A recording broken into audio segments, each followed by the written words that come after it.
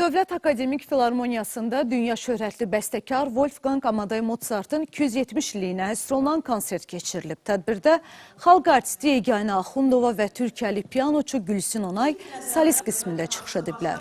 Mozart'ın məşhur əsərlərinin səsləndirildiyi musiqili gecədə Bakı Dövlət Kameri Orkestrinin ifası əməkdar artist Fuad İbrahimovun rəhbərliyi ilə təqdim olunub.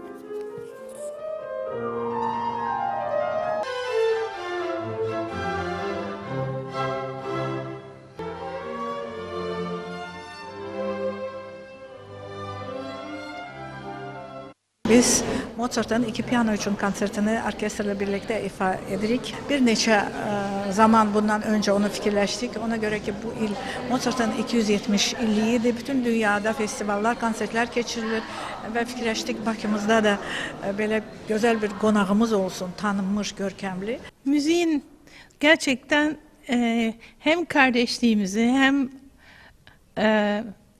kültür hayatımızı çok zenginleştirdiğini düşünüyorum ve burada olmaktan çok mutluyum.